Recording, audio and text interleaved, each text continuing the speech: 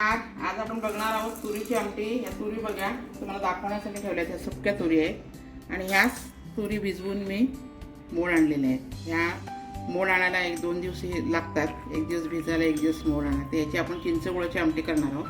तर ही मोड आलेली तूर घेतली आहे. इथे मी चिंचेचा कोळ घेतला आहे, तेल, गूळ, हे बेसन पीठ घेतलं आहे आणि हा कढीपत्ता आणि हे सफेद कांदे घेतले. ते आमटीमध्ये छान लागतं. टोमॅटो घेतला, एक बटाटा घेतला आहे आणि आता ही कोथिंबीर, आलं आणि हा ओला नारळ घेतला. आणि इकडे आपल्याला जिरं, मोहरी, हिंग, हळद, आमचा हा संवेदी मसाला, गरम मसाला आणि काश्मीरी मिरची हे आपल्याला सगळं लागणार आहे. त्यासाठी आपण आधी पहिले हे वाटण करून घेणार आहोत. 1, 2, 3 हे कोथिंबीर, आलं, नारळ आणि जिरं हे वाटण करते आणि हे कापून मग मी तुम्हाला दाखवते.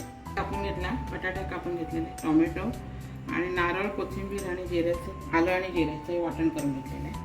आता आपण गॅसकडे बघा कढई ठेवलेली आहे. 1-2 चमचे तेल टाका,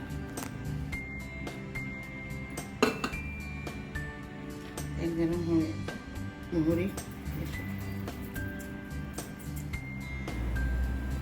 जिरं टाकायचं, हिंग,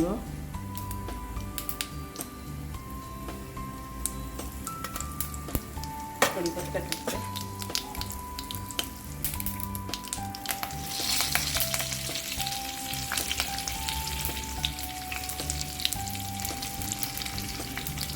नंतर कांदा, बटाटा आणि टोमॅटो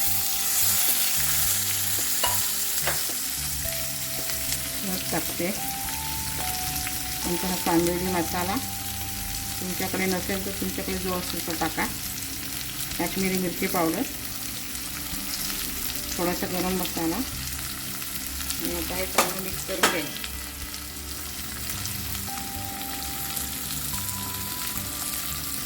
चांगलं मिक्स करून घ्यायचं मसाला वगैरे.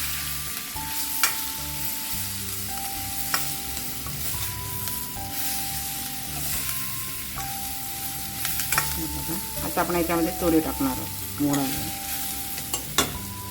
हे बघा, मोड आलेलं तुरी टाकते.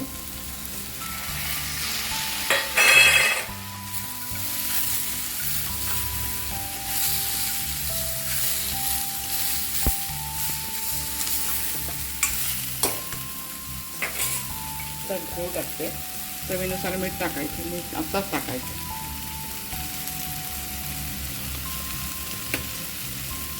आणि आता हे शिजण्यासाठी पाणी टाकते. शिजल्यानंतर आपण बघू.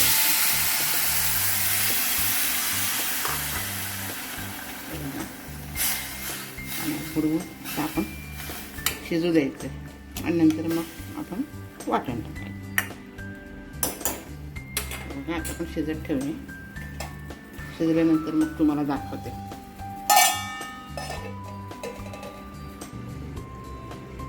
आता आपण बघूया. 7-8-10 मिनटं झाली असणार. हे बघा शिजले असणार. तुम्हाला दाखवते.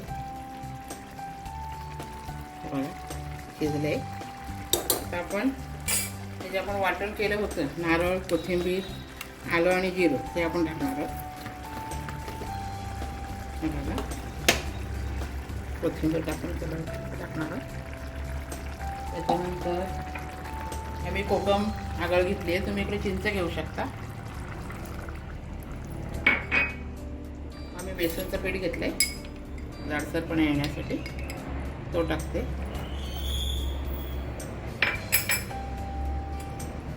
आणि सगळं मिक्स करून घ्यायचं, चांगलं ढवळून घ्यायचं. आणि आता चांगली एक उकळी काढून घ्यायची.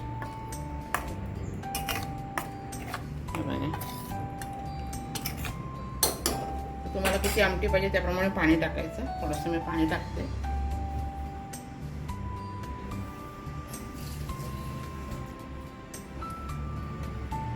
हे भांडं धुवून टाकते. पण जे वाटण केलं होतं तेच भांडं धुवून टाकते. ते वाया जाणार नाही.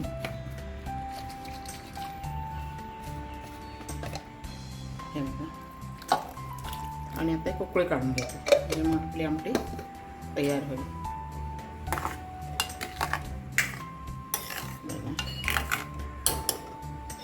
उकळी येईपर्यंत आपण थांबूया. खळखळून उकळी येऊ दे. मग तुम्हाला दाखवते मग. बघूया आता आपण. बघा पोळी आणलेली आहे, हे बघा. आणि आपली आमटी पण घट्ट झालेली आहे, हे बघा. तर आता तुम्हाला मी सर्व करून दाखवते, हे बघा.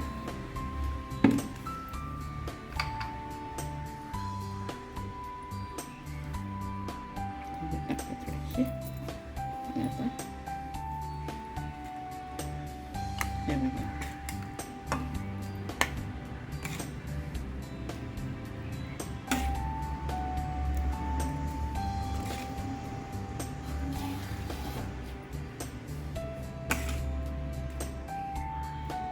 बघा आमची आमटी घट्ट झाली. ही आमटी तुम्ही भाकरीबरोबर, चपातीबरोबर, भाताबरोबर खाऊ शकता. एकदम अप्रतिम लागते. तुम्ही बनवा, खा आणि समृद्धी रेसिपीला सबस्क्राईब करा. धन्यवाद. श्री स्वामी समर्थ.